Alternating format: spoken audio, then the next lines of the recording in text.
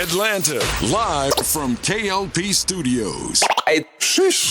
Ever wonder what went down behind the scenes of our top stories? Say what? Then tune into What Had Happened Was, the only radio station that takes you straight to the source. From coast to coast, tune in now as we dive deep into the stories, the drama, and the moments that shape the culture with The Swanky One, new K.L.P. and with your girl, Evelyn Letitia. live, Swanky 93.3 and the Heat 94.6 radio stations, or wherever you get your podcasts from.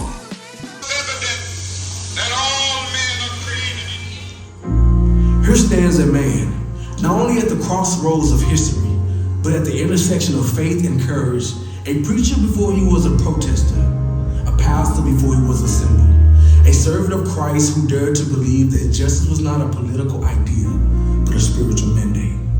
King stood between what America promised and what America practiced, and he spoke anyway. Not with weapons, not with hatred, but with the word. He reminded the nation and the church that freedom was never meant to be selective, that the Emancipation Proclamation was not ink on paper, but an echo of God's heart.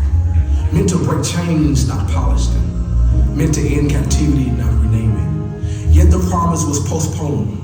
The ink dried, but obedience delayed.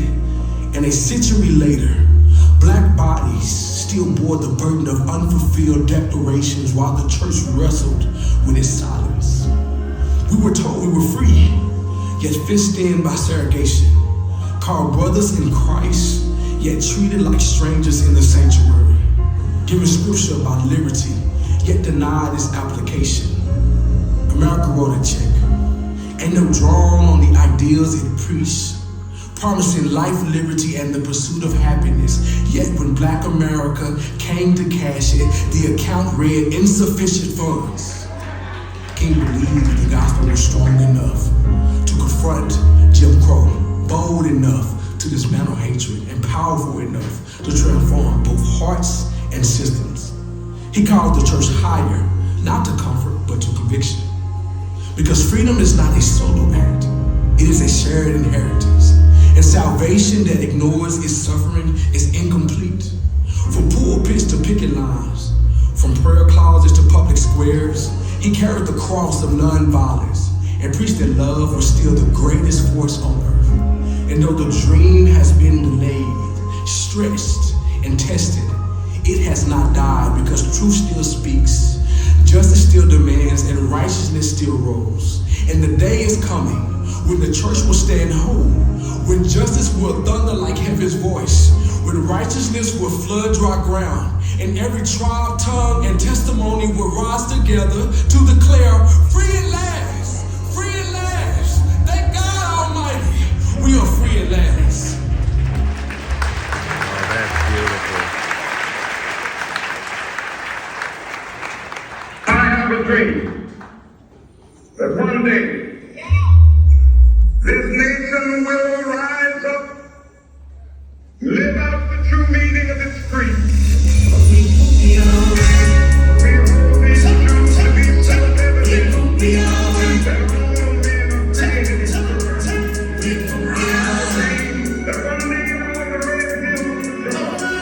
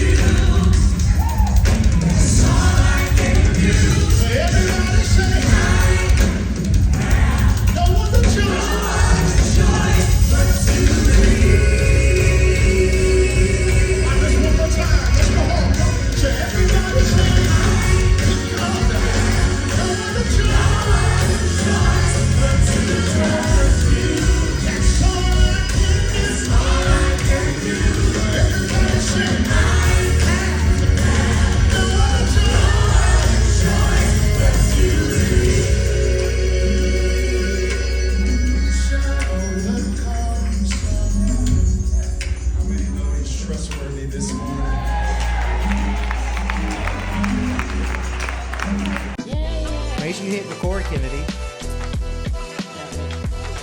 No, I did. I did. He said, I ain't coming back after this now. Look, I'll be back next. I'll be back next 2 weeks. You ready? Ooh, John, I almost forgot I was responsible I'm about for to say, you the button presser. Look, let me drink a little sip of water. It's been a long day. I get it. Hold on, I need some water too. I was like, girl, Shad, what is we doing? Forgot what we was doing for a second. Mine just went. I don't know where it went, but it went. Let me make sure, hold on. Mm-hmm. Make sure I ain't got no chocolate. A tiny little bar up. Okay. No, you good. Was the bar good, though? You like it? It was good. Yeah. I wish I would ask you for 2, but okay. Ready? Yeah, I'm ready. Ooh, you know what time it is. You ready? Hey! Yo, we is back in the building. Yes, we are. It's your girl, the one and only Big E, Evelyn Letitia in your ear. And my homie sitting Give it to me. directly to my Give it to left, me. the one, the only Kennedy Lucas Patterson. Boy, howdy. And you are now tuned into the baddest podcast in the land. What had happened was. Hey. What had happened was. I know y'all ready for this exciting episode. I'm To excited. get your feel of all kind of commentary and our feedback. What had happened Ladies was. and gentlemen, boys and girls, y'all know what time it is. Yeah. Boy, howdy. Yeah. Ladies and gentlemen, boys and girls, you tuned in to he said it, the baddest, the most top in Atlanta podcast show. This is, of What course, had happened was. What Had Happened Was podcast. Yeah. Thank y'all so very much for tuning in for the show. Before we get to the announcements and everything, I'm one of the hosts here on this spectacular show. You know who he is. K.L.P Kennedy Lucas. Boy, howdy. And to my right, you got Evelyn Letitia up in the building. Let her glow for you. She's glowing. Ladies and gentlemen, boy, howdy. Welcome to the show. To everybody who is watching the show live on our Instagram, because let me tell you, they like it. They say. That's what we say. stream it on Instagram. Yeah. They like it. Some people pull me over in other spaces, and they're like, Kennedy, I saw your show last week. Yep. You know, that's pretty dope what you do. They're like, guy, I like. Hey, very, very good. So if you guys are, tuning in for Instagram, Facebook, we have it uploaded on Facebook and LinkedIn. I put it on my LinkedIn because a lot of people love it there as well. Thank y'all so very much. And also to our audio listeners, if you're listening, if you're in the car, right? Everybody's in the car going somewhere. You ain't going to work today because today's Monday, right? It's Martin Luther King celebration. So, you in the car listening to us. Yes. We thank y'all for that as well. Our top show, a lot of people follow us. Get this. Yeah. I checked it. What's T? 1,442 followers on Instagram. Not y'all showing out. People showing up. Not y'all showing out. I mean, our numbers are just going and going and going. Yes, I like it. I'm so excited because we've increased our set here. If you guys noticed, we added a new camera, another behind the scenes camera. So we got a 5-camera shoot for this podcast. Yes. So I'm really happy about this turnout. Now, happy weekend or MLK Day. We'll get to MLK. We'll get to them, but we got to check in. E, how you been? What's been going on? Look, I've been doing good. I was just in Greensboro, North Carolina about a week ago. Hey. And we had a second round of auditions Yes, for some I saw. of the people that's going to be in our film. But we're going to be shooting a promo here next week and getting some more footage around Aggie Pride, the movie. If you're not so following excited on for Instagram, go ahead and follow that page, Aggie Pride, the movie. Yes. So I was on North Carolina A&T. Like, I've always heard such great things about North Carolina A&T and Aggie Pride and all this kind of stuff.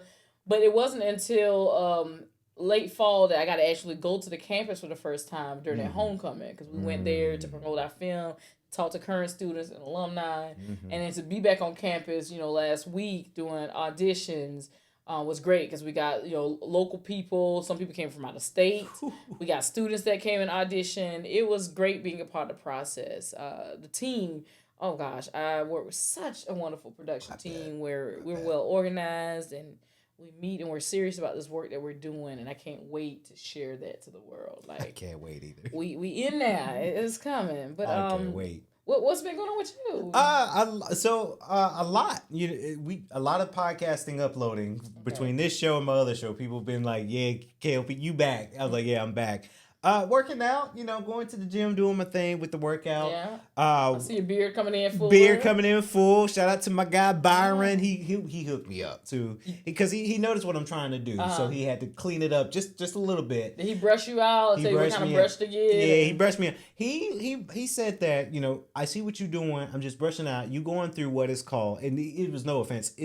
He called it the ugly phase, right? Because I have to let my beard grow in order to get the full look. So he brushed me out. He trimmed some of the hairs that didn't really look right. He put some moisturizer. Even though I have moisturizer, he put me on game on another type of moisturizer that I should be doing and getting. So I went out to the store and got it. And then just combing me out, but the beard's coming in kind of nice and full, just a little bit. You can be brushing like, yeah, girl, what's up? Yeah. And you know what? People been loving it too. I've been all out in the gym. People like Kennedy. Yeah. Like y'all don't ever come up to me. I'm Kennedy Lucas. You can call me Kennedy or Lucas. Yeah. Kennedy or Lucas. But yeah, that's going good. Gospel albums going really well. Okay. Holy Ground's available now on all audio platforms you get your music from. Holy Grounds, and get ready because I'm gospel. I'm preaching them this month, but next month, Comedy Savage Part 2 comes out. Valentine's Day. Oh, Me and Dre, we cooked on that album. We hope that you guys love it when it comes out in February. Valentine's Day. Y'all look forward to it. But I've been good. I've been really, really good. Getting ready to start something very, very new. This is my church part now. Mm-hmm. I'm going to be joining the program is called Made Men. And basically what it is it's a 12-week program. Shout out to Change Church. It's a 12-week program for men to enroll in these classes to understand to be better as men, right? Add more value as men. And it's just kind of like a boot camp. And that's just kind of the direction I'm going. I'm very excited about the program because it just allows me to, learn some things that I may not know about myself, right? Yeah. So I'm getting ready to do that as well. All is well. All is well. It's very fantastic with this podcasting thing and radio and doing some shows and just kind of just relaxing when I can. I did take your advice last week's episode. You said don't overwork yourself because that one time I was getting where I was doing too much. I'm like, okay, I need a timeout.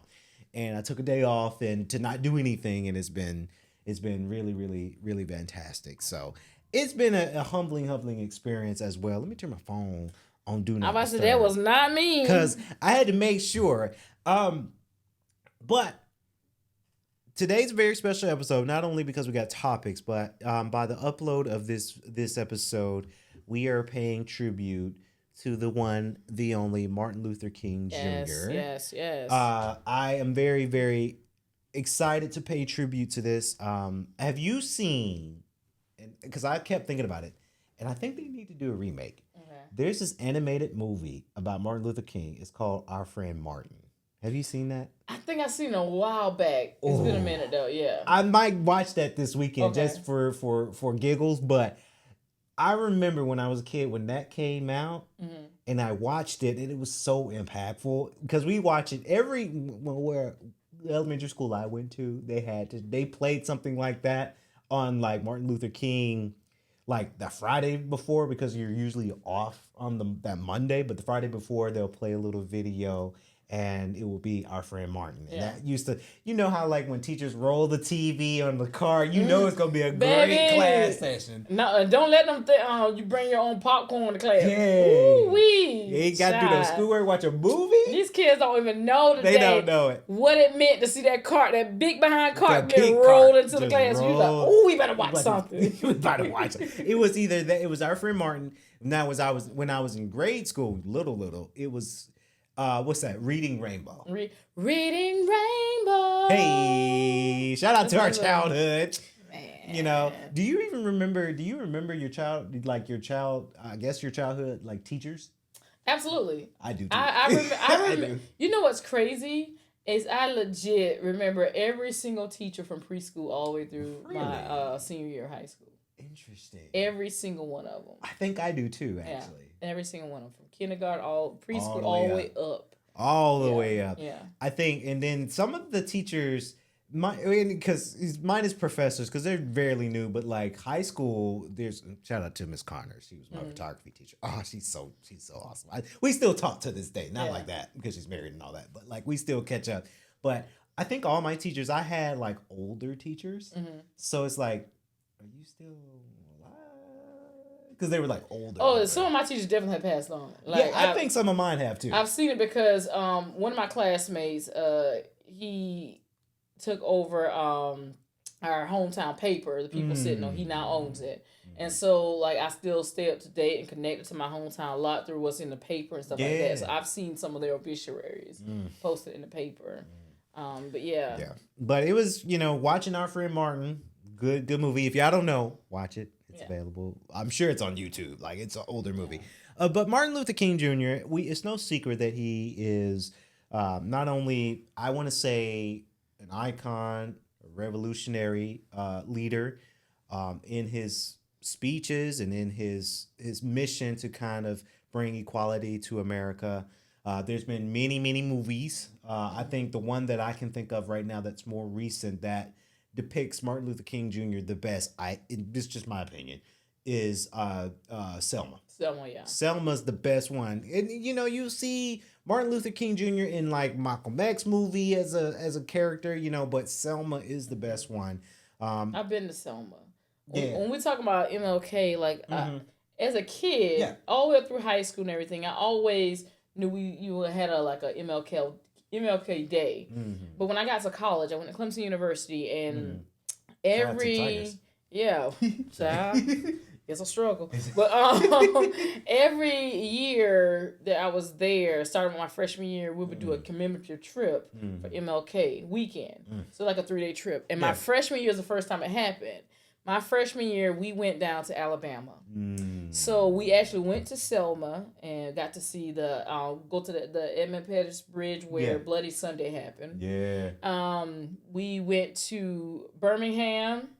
We went to Tuskegee. And we actually, when we was in Tuskegee, we went to Tuskegee University, which is HBCU. They have the John Washington Carver Museum there, who he's famously for doing so much with the peanut and other things. And Booker T. Washington, his home is on the campus still, and you can tour it. And so we got to tour his home and everything. Cool. Then we went to Birmingham. We went to Birmingham, and the 16th Street Baptist Church that was bombed with the 4 little girls that were in the basement. Addie Mae, Cynthia, Denise, and Carol that lost their lives. And it was 2 other girls that were injured, but they didn't, they survived. And then we went to Montgomery as well. That was such a powerful, moving experience for me. And I took that commemorative trip, each year that we went a different place. I think my sophomore year, we went over to Tennessee. It was sophomore junior because we went to Memphis, and we got to go to the Civil Rights Museum and everything, and the Stax Museum, which was Isaac Hayes. That was his record label and everything. I just had some amazing experiences during those weeks, and I always would do community service at school with different organizations during that time. That's dope. But yeah, Dr. King, even though we observed today as, MLK Day, his birthday was actually on January 15th, 1929. And then he passed, of course, April 4th, 1968. Yeah. Is when, he was assassinated. And just tidbit for those who don't know, it was not the gunshot that killed him. He was actually killed in the hospital. Yeah. But MLK Day is celebrated as a federal holiday in the United States. It's always observed on the 3rd Monday of January of each year. And that was a thing that it was fought for many years before it actually, became like the first time that it was actually celebrated was 1986, which was 40 years ago. But at the time, it was not recognized in every state. It wasn't a federal holiday, only like state by state. And now, of course, it's recognized everywhere.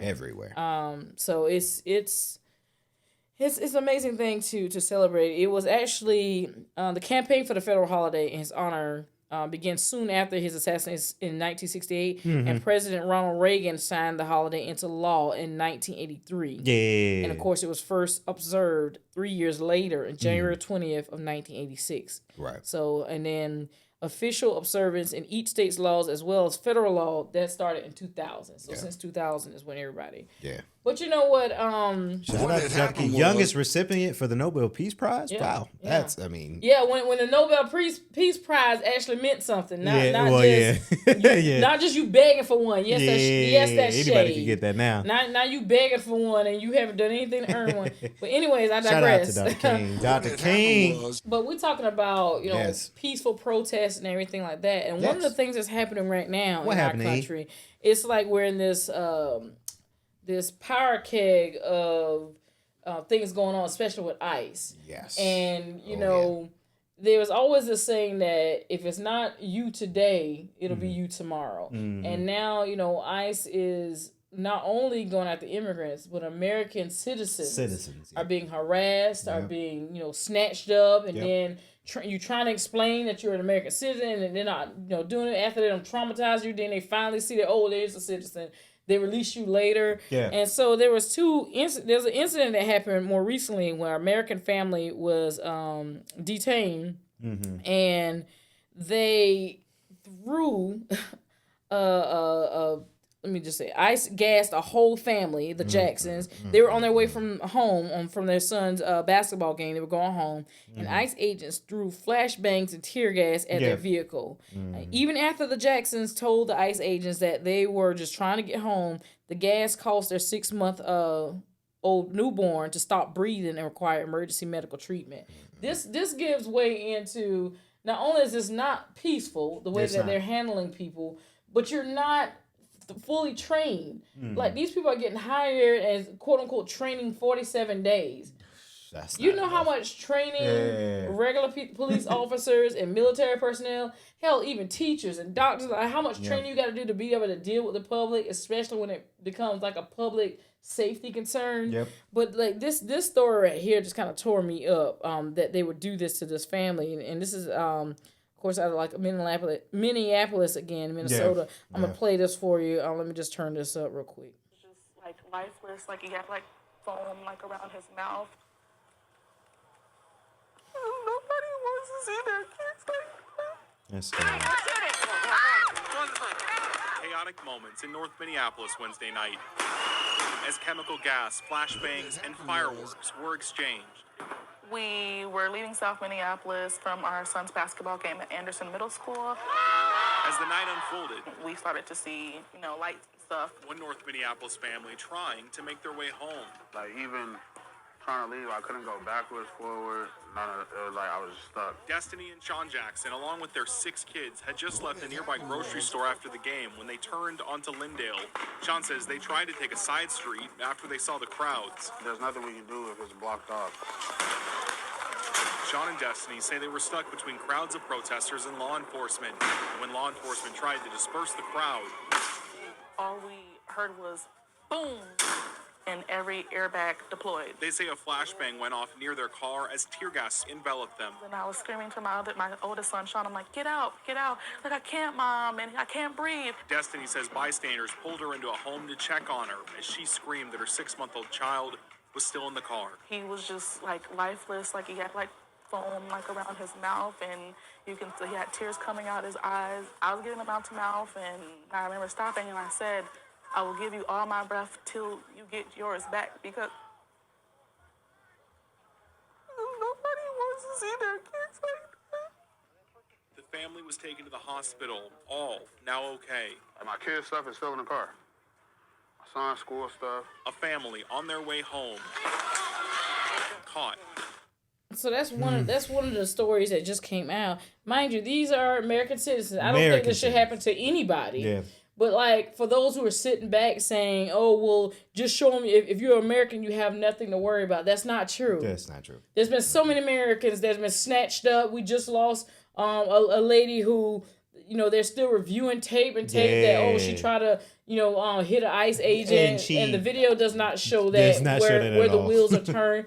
and then you're shooting into a moving vehicle, which is against protocol. Yeah. That happened. Yeah. And then I was like, going back to how easy it is to become an ICE agent, over on Facebook, I saved a part of the discussion. Journalist Laura Jadid, she talked about being hired by ICE just after one 6-minute interview. A 6-minute interview. That's all it took for her to be hired. Yeah. This was in Texas at a job fair. Despite her never signing any paperwork, she not having completed a background check.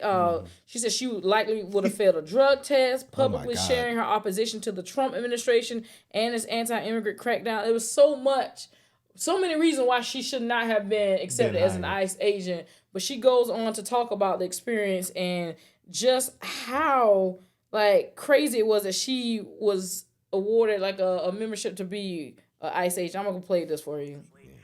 They were promising on-the-spot hiring to where you could, in fact, walk out with your $50,000 bonus that day, possibly. I went in. I handed in my resume, which was, I did a skills-based resume. I'm a veteran. I served 2 tours in Afghanistan. So on the surface, the resume looked pretty good. Had a very brief interview, took all of 6 minutes. They didn't ask very many questions.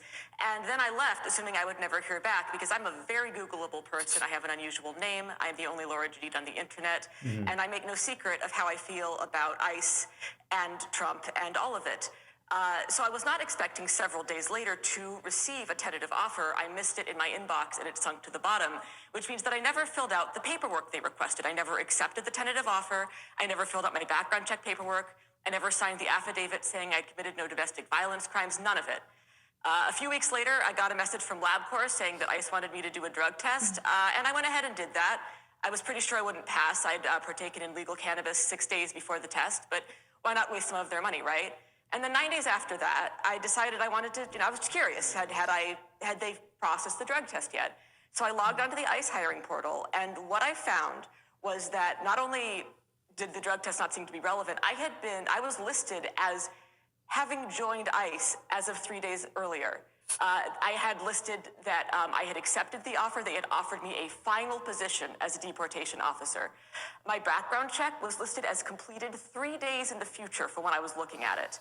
So it seems like the answer to the question, who are they hiring, is they don't know. It's very funny that they hired a lefty journalist with a profile on Antifa Watch. That's hilarious. But what's not funny is they didn't make me sign a domestic violence waiver. So how many people with domestic violence convictions are running around with guns in our cities terrorizing people?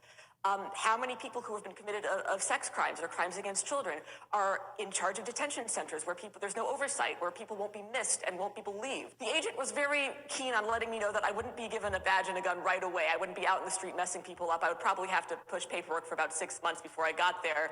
And when I expressed that was fine with me, with my analyst background, he actually... The atmosphere changed. He was like, no, listen, we want everyone on the street with guns eventually. So that's how easy it was for her to get accepted as an ICE member and not even go through any kind of proper protocol. They dated stuff in the future. And then she talked about the $50,000 bonus. Don't you know that's making more than what some teachers are currently making? You got teachers and the Department of Education withholding funds and don't want to pay teachers a wage that they deserve. But yet you can go in, become an ICE agent, and now you get a bonus and then start making 6 figures, a year. Like what? That does not make any form of sense. That scares me because now, and this is why it scares me, because if it's that easy to become an ICE agent, people gonna do it. Yeah. Right? Because the economy and everything, they need jobs. People need jobs. They say, okay, it sucks, but hey, they give me that bonus. There's a lot of money that can take care of what I need to take care of because things are more expensive now. Sign me up. It's crazy because there's a lot of psychopaths out there. I told you this before we got on, is that I think back to the times in school and when we read the Diary of Anne Frank. Yeah. And for those who don't know, Anne Frank was a teenage girl who and her family, they were hiding in an attic during World War II. It was World War II. And they were hiding from the Nazis. And And they were doing fine, and eventually they were caught, sent to concentration camps, where she later perished in that concentration camp.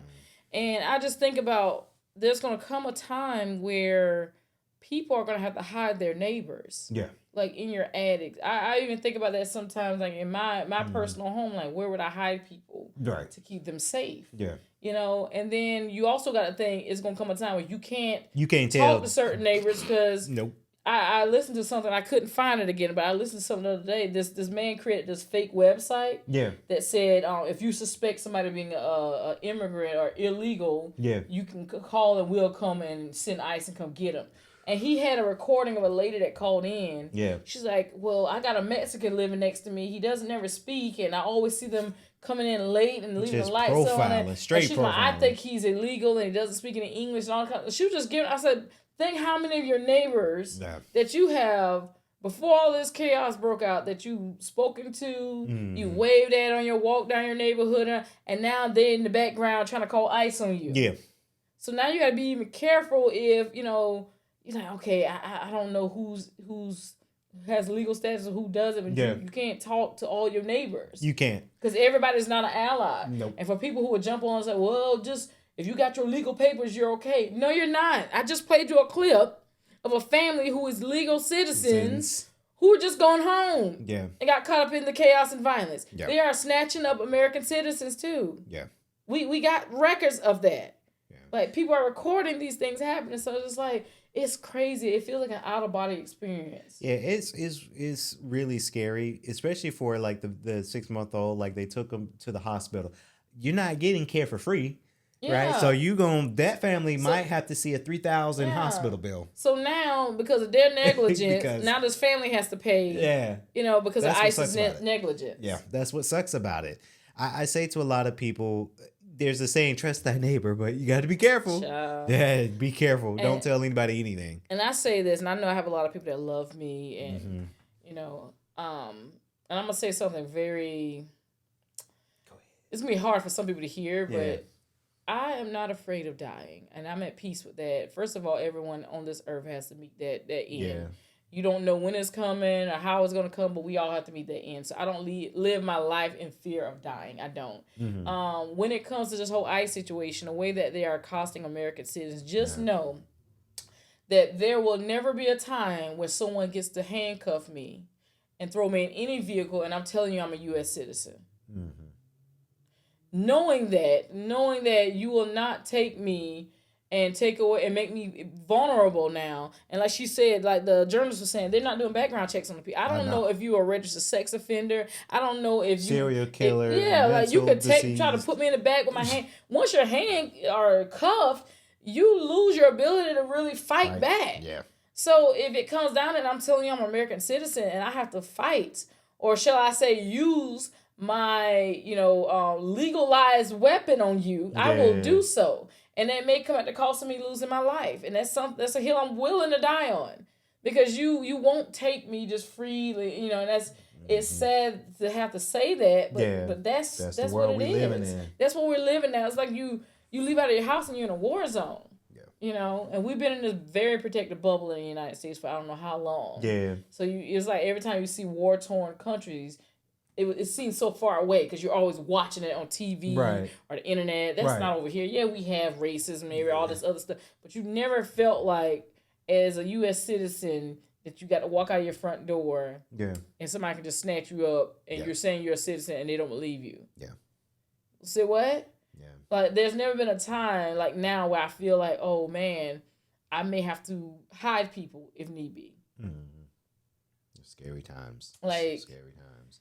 And let alone, because it's about, ICE and, immigration. But, I mean, it's also true for us, our community as well. We have to fight twice as hard just to be safe because it's just the world we're in right now. Because now, even like it started out, they're looking for Hispanic people who look like they're illegal. But then when your president, because it's not mine, but your president decided to do a dog whistle. Now he's also talking about Nigerians and Haitians. And one thing that you learn about people of color, we grow, like we're so that spectrum is so wide from the light to the light to the dark to the dark. So when you stop somebody, you don't know if they're Black American, if they're African American, if they're Nigerian American, Haitian. You don't know what they are. You just stopping them again, profiling because they look like. Yeah. But I have not seen him spoken out about any of the European immigrants who are over here illegally. You haven't spoken about any of them. It's always people of color that you are demonizing as the people that we need to round up and send back. Yeah. Your wife and her whole family are immigrants. We all gonna move to the UK in a minute. Watch. Child. But you know, there's been this trend now because so many Black people are so fed up with the U.S. Anyway, there's been this trend I saw on Instagram. This lady was like, gosh, like, why would y'all send me back to Jamaica? Because, I mean, Bomba. She was like, Bomba, why would you send me to Jamaica? So people in the comments are like, like, dang, when my ship goes out to Belize, like, so people are like really making light of it, and people always say Black people don't take that serious, but like people are you gotta making laugh light through the pain. They're like, if you gonna send us somewhere, send me to my dream, my destination country. Take me to the UK. Yeah, so you got people on there like, she said, gosh, like, why would you put me in Jamaica with them fresh fruit? She's like, oh, you gonna handcuff me, Bomba? That's funny. I was just like, oh my God. Nah, I think it's funny because you gotta laugh through the pain because this does suck, and it's just it kind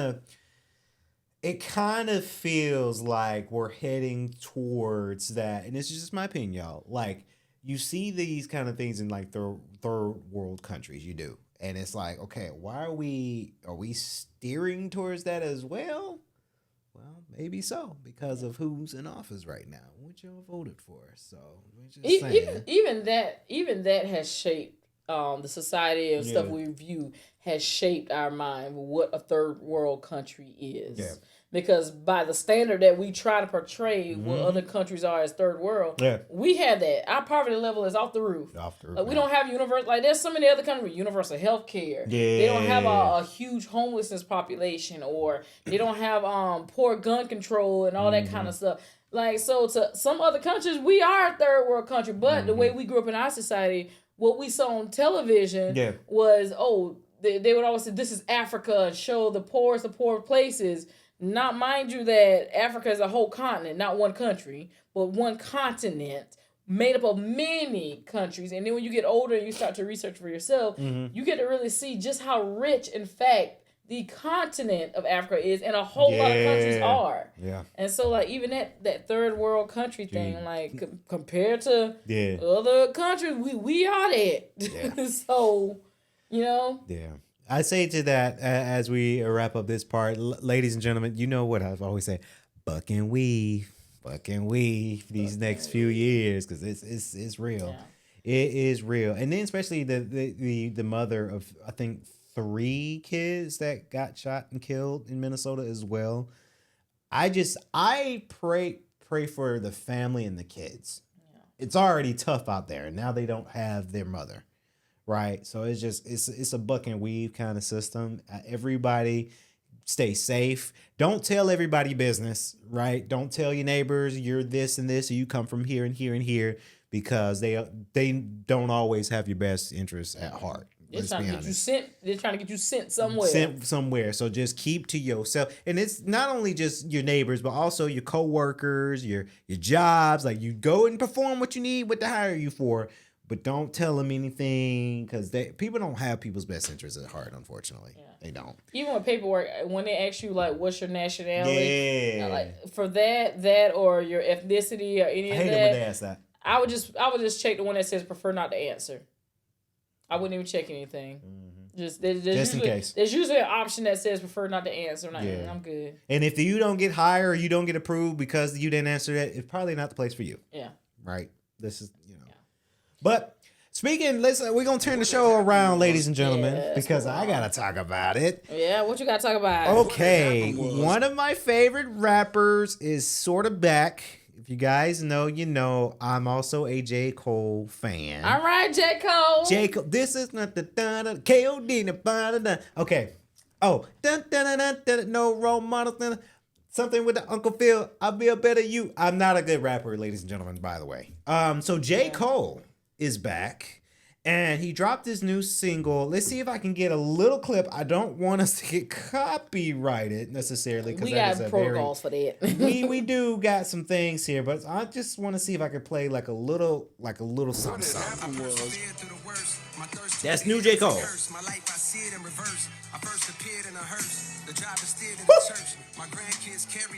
Okay, that's all I want to play because I'm scared about copyright and all that. So J. Cole, Evelyn, drops first song from the Fall Off album. This is his comeback that's getting ready to happen. Now, personally, I am glad that J. Cole is back. I think J. Cole is focusing on the music. We all know about the beef between Drake and Kendrick, and J. Cole was in the mix of it, but then J. Cole apologized and he said, I'm out. And now it turned into Kendrick and Drake. We all know about that, right? I'm a fan of J. Cole because his rap is so authentic. This guy can spit. I've been in this city, North Carolina. Of course, obviously, you've been in North Carolina. North Carolina is Charlotte, North Carolina is very, very beautiful. I'm glad that J. Cole is back because I do like quite a few of his songs. I like No Role Models. I like K.O.D., right? Those two are my personal favorites. Cricket Smile is another good one. But I sense that J. Cole, it's like he's back, but I think this might be his final. He might be, okay, this is what I'm going to have for y'all as my comeback. Then I'm going to take some more years off. I don't think that he's going to be retiring. I think he's going to come back years and years because he's still young. Yeah. Right? And there's been jokes about J. Cole, right? I don't know if you saw the video. J. Cole was on a bike, riding around on a bike. It's like, J. Cole, you're one of the top rappers. You got money. Why you riding a bike? Maybe he needed that for his mental, right? We all do things that we need for our mental. That because you are a hit rapper doesn't mean that you're supposed to drive that Lamborghini. Maybe you wanted to get some exercise, right?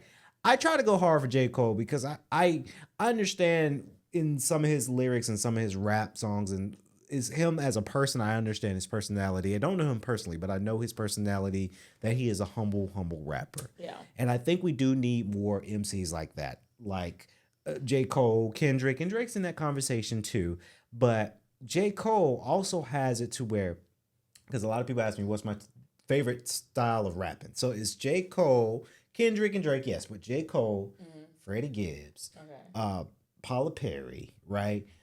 Busta Rhymes, like New York, Chicago, even though he's from Charlotte, North Carolina, but he has kind of a Chicago, New York type of feel to him too. That's the type of rapping that I like. Versus all these new acts that we get nowadays. And I'm just like, I get it, but I don't get it. I want to listen to my old stuff.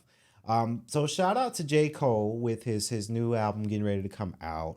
I'm glad he's back. Yeah. Maybe. Well, and like you said, someone said, I read somewhere that it said this may be his last album. But what people have been talking about is because he dropped out of the beef between Drake and Kendrick, it was like he better not be on this album throwing shots at nobody.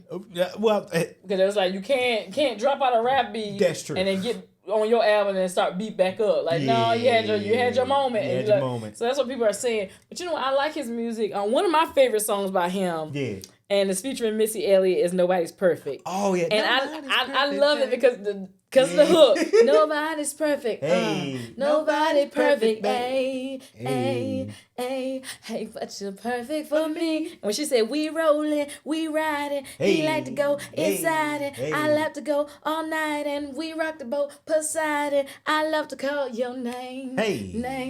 Name, baby. Hey. I love to call your name. That's my song right there. Yeah, Missy, she can sing too. People don't. Not just rapping. A lot of songs, if you actually listen to Missy's songs a lot and you hear the chorus and other people's chorus and hooks and stuff, a lot of those have her vocals in there.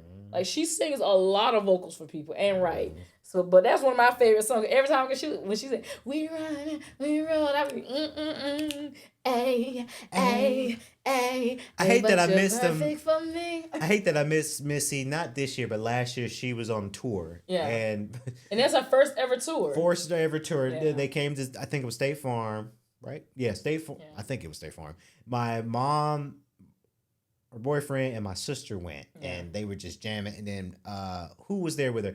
Monica, I think, was there, and then Timbaland was there. And Timbaland was doing his thing, looking at my sister because they sent me videos like, because I'm a huge Timbaland fan. It's like, and we were. I think I was out. Oh, I was in Puerto Rico with my friends when they came. I was like, I'm gonna be out of town. But you know what? A lot of these people that I grew up with are now just really touring and stuff like that. Like I wish they would. I wish some of them would have toured when I was coming up and was still in that mode to go to like I don't know. I don't know if it's an age. I don't think it's age. Yeah. I think it's more of how I value my personal space and energy. Yeah. No, I get you. Like there's something in me. I just don't have a desire to be at a concert where crammed up with people. Everybody's cramped up. If I want to get close, that means I'm probably be standing because people ain't, and I'm like, I ain't got that kind of my feet. These feet are flat, child. They can't be standing for hours and hours. And then it's like, well, maybe we can get a booth or something, a room like. But then you so far back, I'm like, I could have stayed my behind at home. You could have watched this on social media. Yeah, so I'd never go to a Beyonce concert. And then with the way technology is, I get that people want to capture some of the moment in some of the concerts. So a quick little video. But some of the last few concerts I've been to, which has been years now, so I can only imagine it's gotten worse. Mm-hmm. Nobody's really in the moment of everything. Everybody, all you see is this: phones up. Yep. On the entire, like I said, a quick little video, especially if somebody comes to the edge of the stage, like how Timberland was right there with your sister.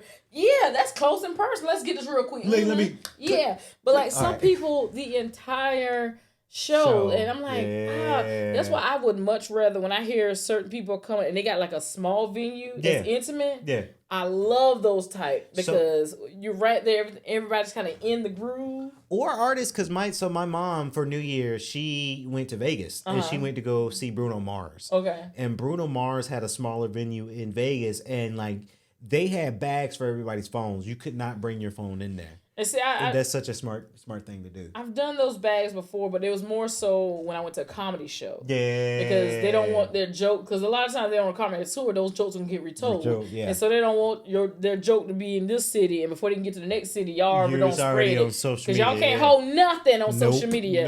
They get a little piece of information and run with it. Yeah. So I can see them why they do that. But I haven't been to any music concerts, and like I said, I haven't been to one in a minute that locked up the phones. But I think that's a good idea. Like, live in the moment. Live in the moment. Because you pay all that money. You pay all that money to see them live. You might as well. Because they do that with WWE. When they come to town, they say you can get a little picture, but you got security like, hey, put your phone down.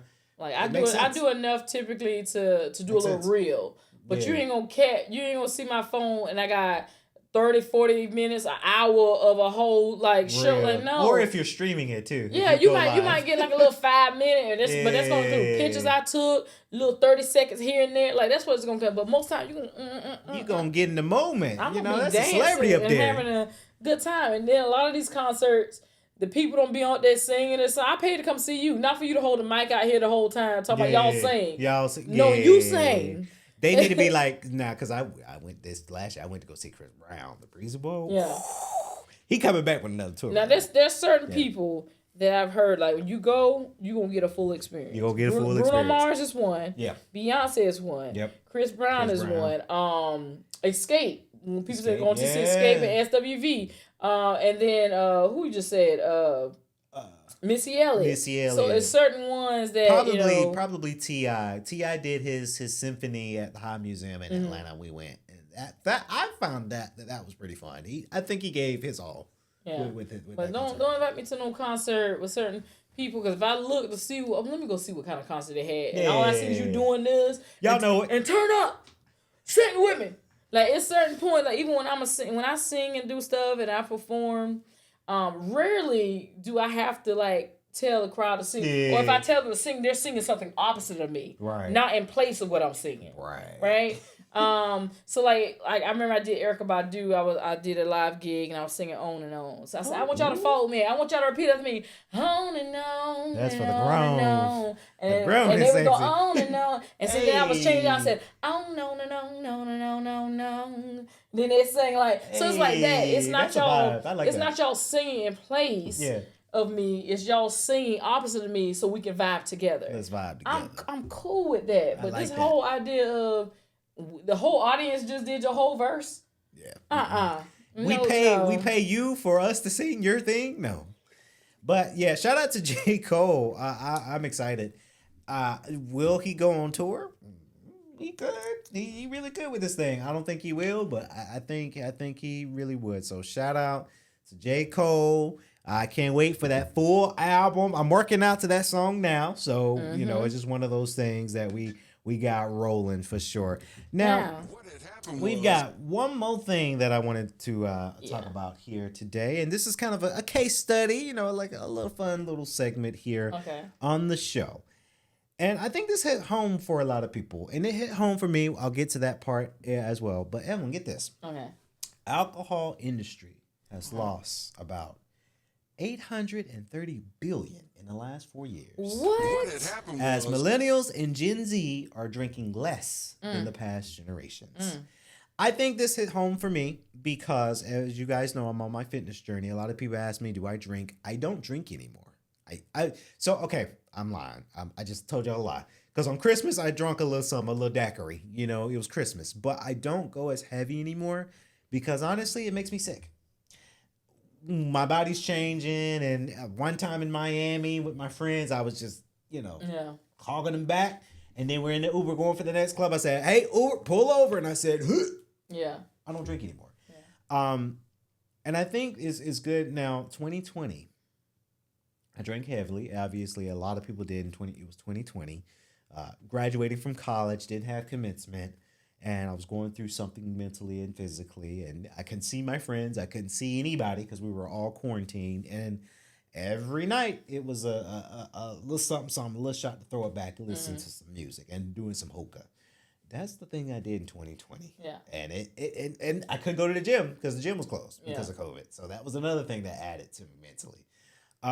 That's why I think it hit home for me. I think it hit home for my mom or my mom and my dad. They don't drink as much. I think the last time I saw them drink was my sister's wedding. And it was a wedding, but my mom just doesn't do it. She says, nope, can't do it. Yeah.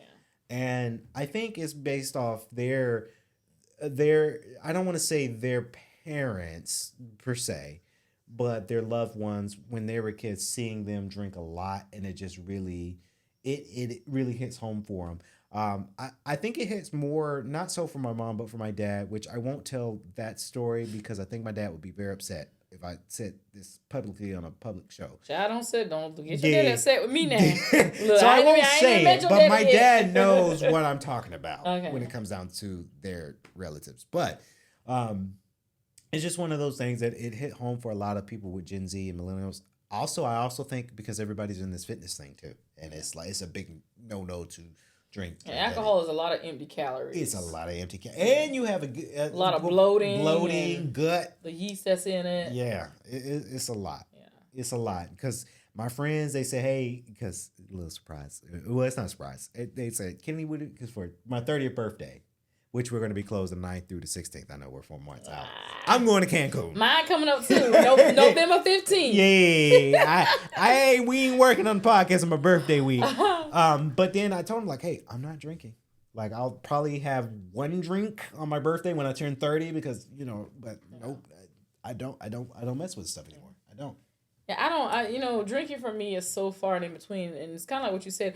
I think this whole idea of millennials and Gen Z's not really drinking as much is partly because some of us, whether we had boomers or Gen Xers, who were alcoholics or drunk a lot, and we saw that growing up a lot. I know for me personally, that's why I never really gravitate towards any alcohol, because growing up, I saw a lot of adults drinking alcohol, and it was like, oh, everything is fine 1 second, and that 1 second everything fine goes chaotic within the next, because quickly. Once people get a hold of that liquor and they can't hold it, now people want to fight and they want to turn up and pull this on somebody and pull that and cussing, and it's like, as a kid, that's a very volatile environment to be in. So I never really gravitate towards it, even in college.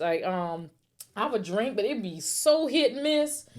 When I say so hit and miss, I've always been a protector. Yeah. So I just, without anybody even have to ask me, I'll be DD. I always volunteer because at the end of the day, I'm gonna get everybody home safe. And my friends knew if Evelyn driving, Evelyn said get in the car, don't ask no questions.